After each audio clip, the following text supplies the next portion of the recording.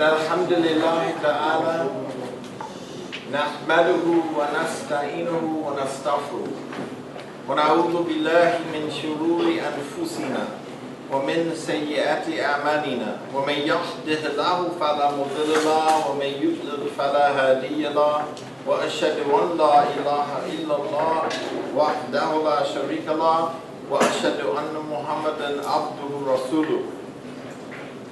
Indeed, all praise is due to Allah. We praise Him, we seek refuge with Allah from the evil in our soul and from our sinful deeds. Those who are guided by Allah subhanahu wa ta'ala, no one can misguide them. Those who are not guided by Allah, there is no guide for them. I bear witness that there is no God, there is no deity worthy of worship except Allah subhanahu wa ta'ala, and that Muhammad sallallahu alayhi wa sallam is His servant and messenger. O you who believe, revere Allah as He should be revered, and die not except as Muslims. Amma ba'd. I'd like to welcome you to the Islamic Society Leading American Muslims, an organization that was established to conduct da'wah and then to empower and educate and nurture those people that come this way. Whether we were all born Muslim according to the Quran, and then our parents or the environment made us something else. We were all born in submission to Allah. We all came out perfect in the Islamic paradigm.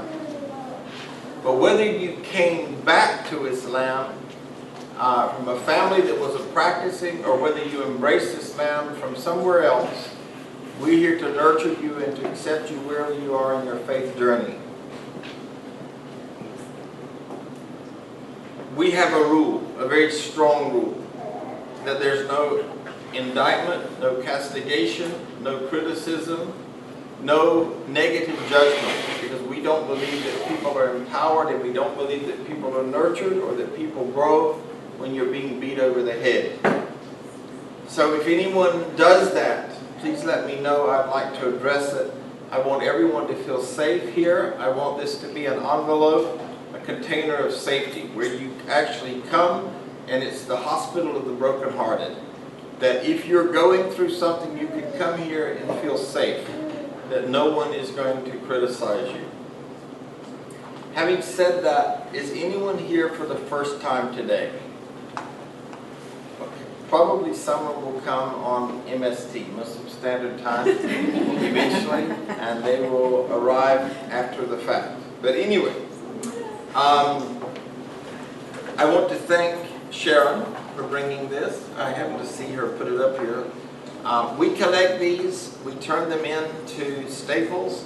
They give us coupons, and we're able to buy office supplies for ISLAM. That saves money, the money that people donate in the community for us to do dawah. It doesn't have to be used for office supplies. We try to raise that money through empty ink cartridges and toners. I would like to encourage us to increase the amount that we give to the local food pantries. If everybody could just bring one bag. How much is a bag of beans? $1.20. It's nominal, right? And if you go to Publix, you can get a BOGO, right? Right. If everybody would just bring one thing every week, we'd like to increase that. It's a great form of dawah. This is another ink cartridge and toner. Whoever gave it, thank you so much. We're still collecting phones. Those phones we don't need anything but the phone as long as it's not broken. We don't need all the earphones and plugs and all that. We just need the phone. So if you have them, please donate them to us. We've donated about 700 to date. We'd like to keep doing that. In terms of announcements, Muna, over here in the front row, is looking for volunteers for the Muslim American Chamber of Commerce. And so if you'd like a card, please talk to Mona, or I can pass them around. An organization of Muslim business folks. So please check that out. Let's see. The next potluck, let me mention that. 6 o'clock, St. Luke's United Methodist Church, 6 miles up the road here. Look for an invite the next couple of days. That will be September the 26th. Okay. Let's see. If you're not on the group invites, contact me soon. And although I'm not setting the example as the teacher, I'll try to get with the program. If you could bring your own mug in order to try to be green and not to fill the landfills, I'd really like for us to try to get there, where just everybody brings their own mug to class instead of using paper cups. That would also save the organization some money. So having said all of that, any more announcements, Naran? We're good. Alhamdulillah. Okay. Inshallah, the computer is going to come on here. There's an interesting thing here that I don't know what is in my computer. Just hit enter, but for some reason it didn't respond when I hit it. Okay. What's this over here, Mason? Susan's, Oh, that's mashallah. Okay. I wanted to see it because that's top Good, of good. Wonderful, wonderful, wonderful. So, what have we been talking about? What verse are we? Where are we in Surah Baqarah right now? 150. 150 and 151. Who said that? Susan, you got bonus points today. Yay. Very good, very good. Said the girl who's going to be So, Surah 150 and Surah 151.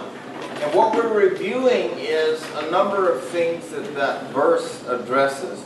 And today we're going to be talking about purification. Now, when we talk about purification, without looking at the slide, if you can do that, what are some of the things that come to your mind? letting go of old. Letting go of old is the first thing that comes to mind for me. Letting go of old, and somebody said heart. Very good. Anything else? Yes, brother. Changing habits. Changing habits. Very good. What else? Dhikr of Allah. Cleansing. Yes, very good. So we're going to be looking at this today. Hopefully that it will motivate you to begin to purify yourself more, inshallah. Purification of the soul. I'm going to review just about 4 slides from last week, and then we'll head into greater detail with that. Purification of the soul deals with the heart.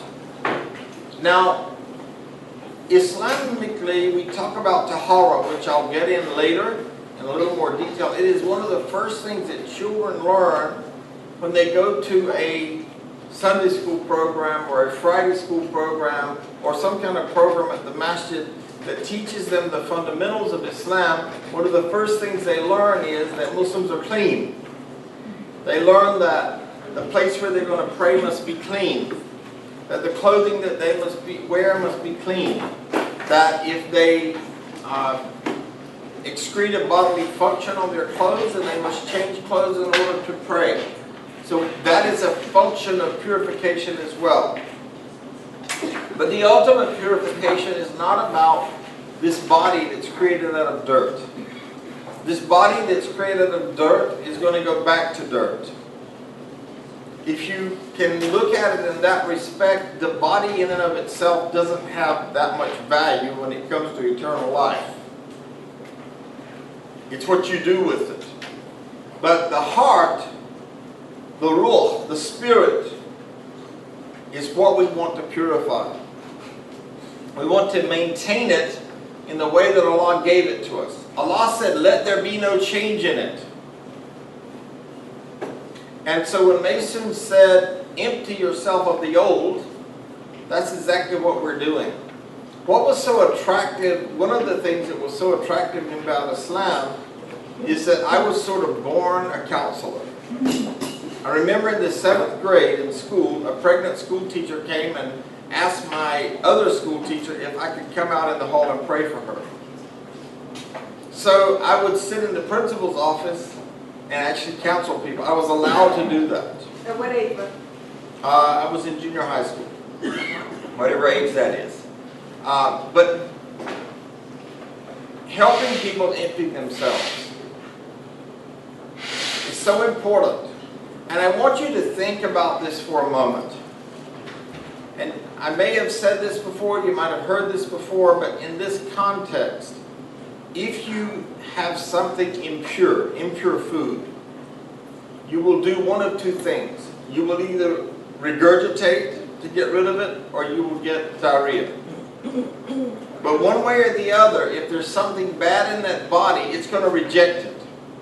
Now we have some doctors in the room that Mike can add to that, so please help me out if you find a way to help me. Dr. Nasser, not mean to call you on the spot or anything. Were you listening or were you busy over there? No, I was listening. Okay. So, if there's something dirty in the body, this physical body is going to reject it. Now the ruh, the spirit in you, calls you to reject anything that defiles that soul that Allah gave you. So that you go back into prostration to Allah, you go back to surrender to Allah and submission to Allah in every single thing that you say, everything that you do, every place that you go. Inshallah.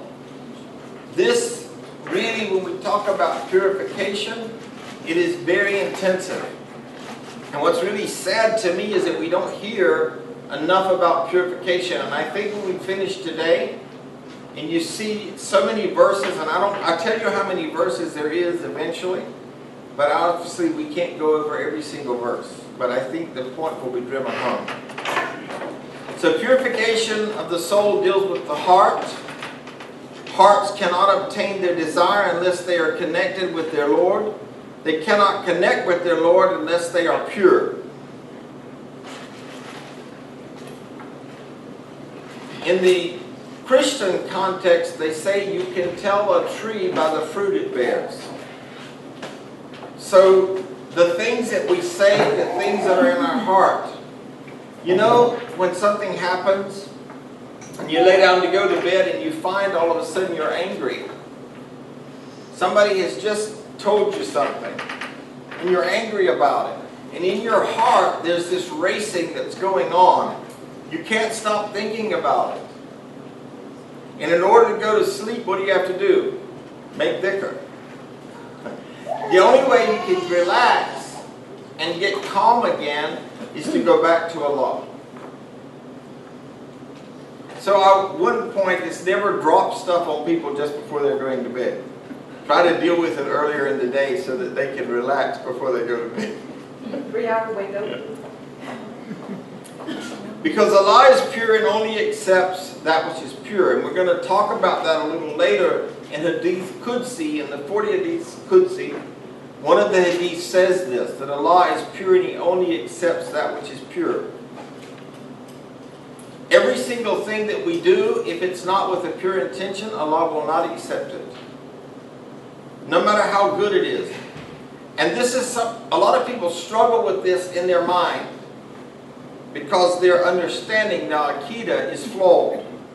They say, so you mean to tell me, Imam Sykes, that these people that gave $1 million to the expansion of the masjid, it's not going to be accepted from Allah? I don't know if it's going to be accepted. I know that Allah said if it's not pure, then it's not going to be accepted. That's what Allah said, not what Imam Sykes said. It doesn't matter what I say unless I say what the Quran says. The purer the heart, the closer it will be to its Lord and enjoy being with Him. Purification of the soul means to purify and cleanse the heart of vices and immoral traits while lending beauty to it with good deeds. The immoral traits that we often have, and this happened, this week. Interestingly enough, somebody encouraged me to go see a movie. And the first question I ask anybody is, what's the movie rated? And they say, oh, well, it's rated R. I said, I don't go to R-rated movies. Oh, but it's just language. I said, but I just don't want that language on my heart. I just don't want that language on my ears. I just don't want to see what might be in that movie. And some years back, I tried this. People would say, oh no, it's just because of the violence. It's just because of this. And they would do everything they could do to justify an R-rated movie. And finally I put my foot down and I said, I'm not supporting this industry. I'm not going to do that because I don't think it pleases Allah. I don't think it purifies me. And we have to be careful because entertainment is a what? It's a delusion. What do we want entertainment for? Escape. Anytime that you escape from purifying yourself, then you've been laid off. You're on the unemployment line. Allah has put an angel on your right shoulder recording your good deeds, and an angel on your left shoulder recording your bad deeds. If you are escaping, then this angel is not going to be very busy, because that's a form of stagnation. How many relate to that? How does that resonate with you? When we know our carnal desires, we can stay away from them. The great scholar said to know yourself is to know Allah.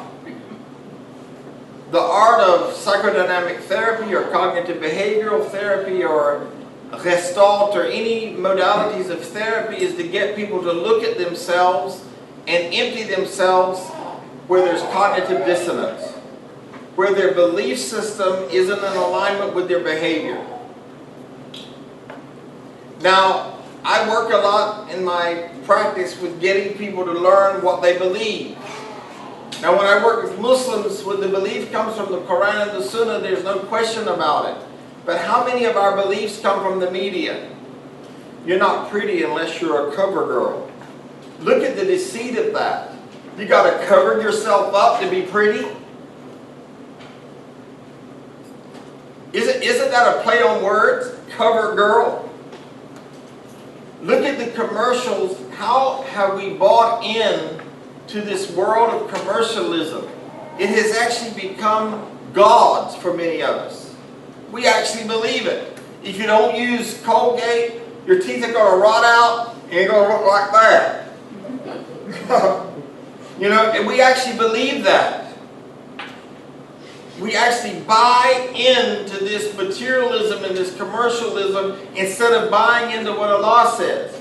It's easier for us sometimes to buy into commercialism than it is to believe that we were born on the fitra of Allah and we need to purify ourselves, and then we'll have self-esteem. Then we'll have integrity.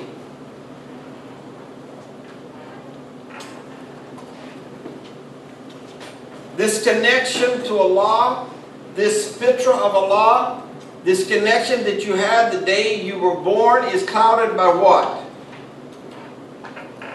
What clouds it? It's clouded by anything that is prohibited by the originator of that. It is clouded by anything that prohibits you from practicing what Allah has commanded you to practice. I remember when I hadn't been a Muslim very long in California, and I used to be a businessman. Probably will surprise you, but rather successful businessman. The second largest property management company in Los Angeles. And the guy that owned the business said to me one day, you're going to have one employee to start with. His name is Kareem. I said, MashaAllah, I'm going to have a brother to pray with. Alhamdulillah, I'm going to have a friend. So the first day I went to work with my brother, I said, it's time to pray. He said, well, that's okay. That's okay? What do you mean, that's okay? You're going to get your wudu up now? No, I make mine up when I get home. So then one day, this beloved friend of mine, brother of mine, heard me on the phone talking to my wife about buying a new sofa. So he said to me, I have a sofa for you. So I thought, well, you know, I want my wife to be happy. You know, she's there more, you know, I want her to be okay with it. So I called my wife and said, you know, brother, mashallah, he wants to give us a sofa. He has a sofa in his house. But I told him I want you to be happy with it. And she said, no, if you go look at it, it's fine, alhamdulillah. So I went to look at the sofa. What did I find in this house? A full bar. A full bar. Now, I'm a Muslim, and I'm being told that alcohol is forbidden. And here I find a full bar in this man's house. So now I'm freaked out. I don't understand. Kareem and a full bar doesn't go together. Then I talked to Naran. I tell her about this. She said, well, you know, if we don't have to buy a sofa, that sounds good. We take the sofa. About a week after we had the sofa, my beloved brother came to me and said, you know, brother, that sofa, how about $300? Now, before he ever told me to go look at it, I said to him, I said, how much do you want for the sofa? He said, don't worry about it. Don't worry about it. So when he said $300, I said to him, brother, I'm confused. When we talked about the sofa, you said, don't worry about it. Now, in American English, that means don't worry about it. That means there's no charge. It's gratis. But I said, don't you worry about it. The sofa will be on your doorstep tonight. So I hired someone to go get the sofa and take it back to him. Why? The sofa didn't have barakah in it. It didn't have a pure intention. I didn't want it in my house anymore. But what is in the heart of a person that plays that kind of game? Is that the way that our messenger operated? And we have to pure ourselves from those kind of actions. It's similar to when people hire Muslims. They think that Muslims are supposed to do everything for free. The Muslim electrician comes, alhamdulillah, brother, you're my brother. All of a sudden, you are my brother. It takes on a whole new meaning. Like, you're my bosom brother. Actually, you're like my first cousin from my mother. I know you're not going to charge me, right? I'm a da'i. I have had doctors, dentists say, Imam Sykes, can you give me a discount? And I tell them, look, you know what? You live in a 6,000-7,000 square foot house. Bring me your tax forms. And if I deem by Allah, after looking them, that you need a discount, I'll be happy to give you a discount. Where is the heart? When we use our brother and sister. Now, I can also tell you other stories. I can tell you of the most generous people I've ever met in Islam. People that don't want any credit. They will do anything for you. If you're sick and they will come to your rescue. But the context of this today is looking at the heart of people and looking at the actions of people. Are they pure?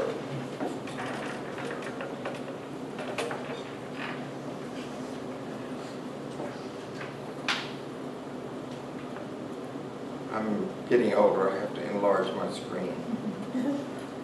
Tazkiyah is the second highest value in the Holy Quran.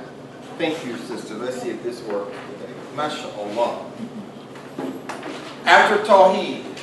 So if you were to divide the Quran, the subject that's dealt with most is Tawheed, the oneness of Allah, monotheism.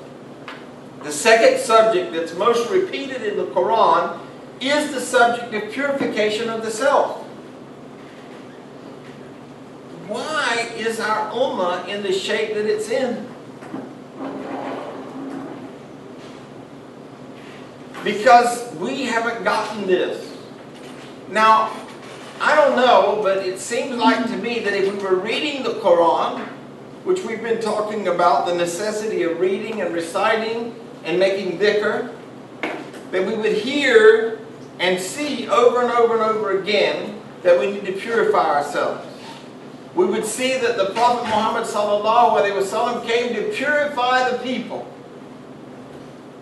And we would see that part of being a Muslim is purifying yourself, your heart, and your deeds. The Quran and the Sunnah, the authoritative sources of Islam, emphasize purifying the soul repeatedly. In these divine sources, if these divine sources emphasize something, it must be important for us because Allah wishes to guide us. In Surah 87 and verse 14, prosperous are those who purify themselves. Does it say that Allah does it for you? It says prosperous are those that purify themselves. Allah said He doesn't change the conditions of man except by His own soul. The people that say, I know the Quran says this, but are not purifying themselves. They're actually bringing a virus. They're bringing spam into themselves. They're bringing pop-ups into their spiritual life. Prophet Muhammad ﷺ was sent to purify and sanctify the souls so they can worship their Lord. What does sanctify mean? The word sanctify means to set apart for a particular service. It is a conscious act. Now, in Pentecostal churches, it's a second step of grace, they call it. First you get saved, then you get sanctified, and then you get filled with heaven's sweet Holy Ghost. So it's a three-step process. And that's how they say it. Alright, I mean, I'm having a little fun with it. But that sanctification doesn't mean what I'm talking about. You have to sanctify yourself. You have to consciously set yourself aside for the service of Allah subhanahu wa ta'ala. That is a purpose-driven life. My purpose is what? Allah created man and jinkind and mankind for naught except to Worship Him. worship Him. So a purpose-driven life is a life whereby you purposefully are sanctifying and purifying yourself and always bringing yourself back to remember that you came out to serve Allah. That you came out in submission to Allah. That you came out perfect and no change is supposed to be in that.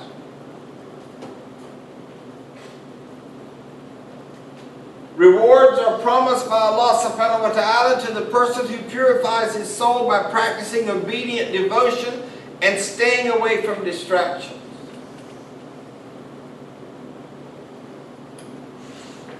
When you get together with your friends, talk about Allah.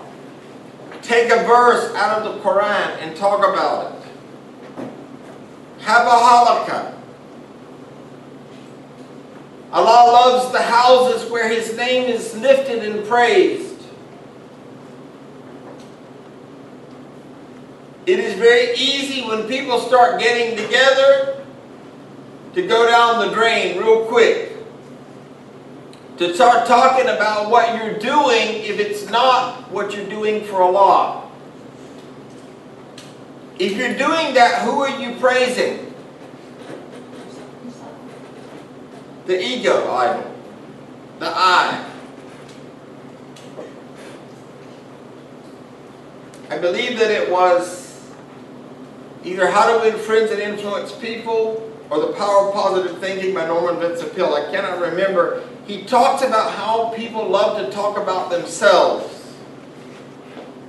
The I idol, the ego idol, wants the admiration that you're supposed to give to the Ruh. To Allah, the owner of the Ruh. I'm sorry. That is the Jihad al-Akbar. I want to smoke a joint. I'm just kidding, camera. So I do that because I want that. Now I'm going to tell you, you may be shocked, but a lot of Muslims are smoking joints. See, I don't sweep stuff under the rug. I'm not one of those kind of imams. And I'm talking about professional people. I'm not talking about people that are flipping burgers at McDonald's. I'm talking about professional people. People that have a lot to lose to do something illegal. But they are serving the eye. I want to have a pepperoni pizza.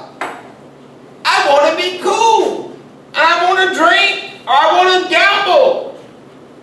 When you go to South Africa, the people pull into the casinos and you see them take their hijabs and kufis off in the car and go into the casino because they're serving the eye, the ego. Before I became Muslim, I was traveling from South Africa, I believe to Brazil, and then to London. People were wearing niqab. Now, before I became a Muslim, instead of praising God, I used to sing praises about whatever songs I wanted to sing. When the plane would get close to Heathrow, the people started taking all that religiosity off. And those same people would be in the disco that night with spirits in their hand. And I'm not talking about the Holy Spirit.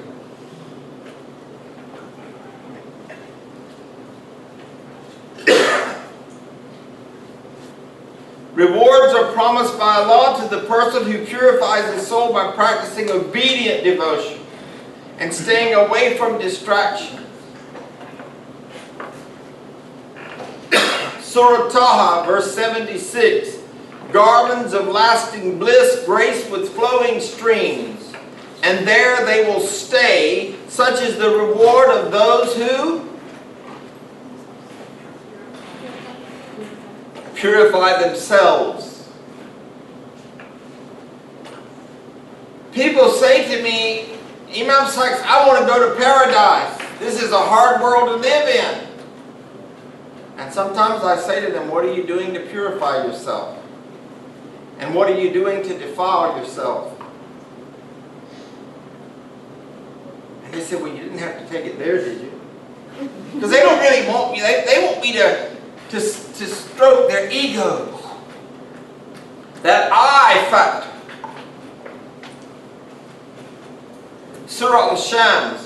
Consider the human self a personality and how it is formed in accordance with what it is meant to be. What is it meant to be? The abd of Allah, the servant of Allah. That's your personality. That's what it's meant to be.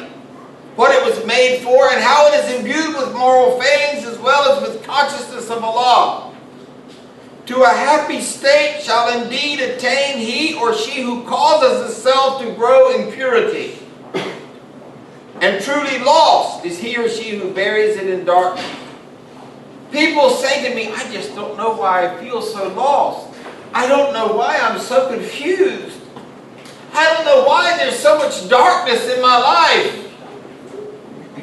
And then I say to them, tell me about the darkness in your life. Tell me how you live your life.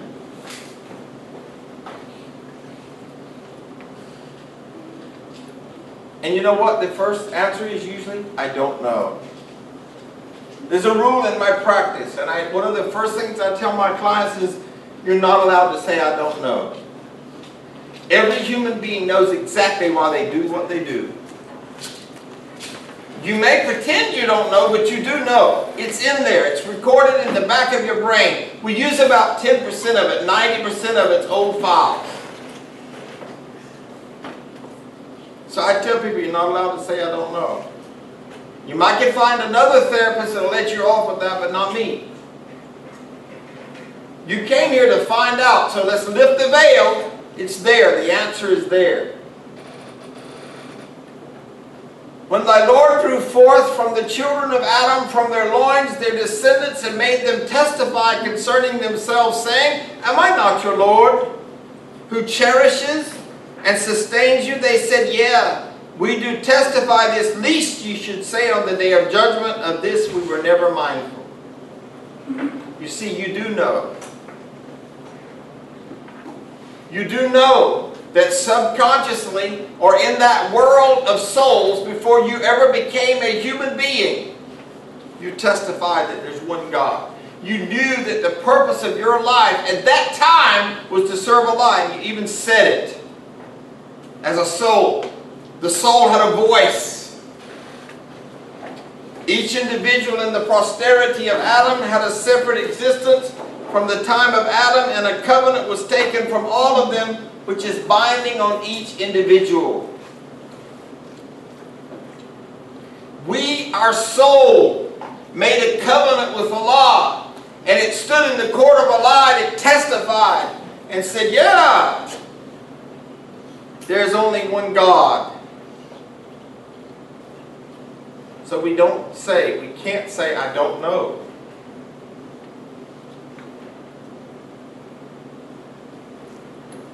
The words in the text refer to the descendants of the children of Adam, that is, to all humanity, born or unborn, without any limit of time.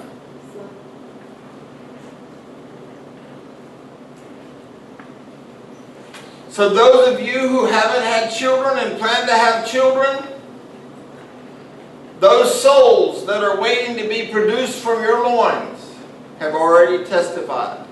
They already know that they were created as souls to serve Allah. Adam's seed carries on the existence of Adam and succeeds to his spiritual heritage. Humanity has been given by Allah certain powers and faculties whose possession creates on our side special spiritual obligations which we must faithfully discharge. That is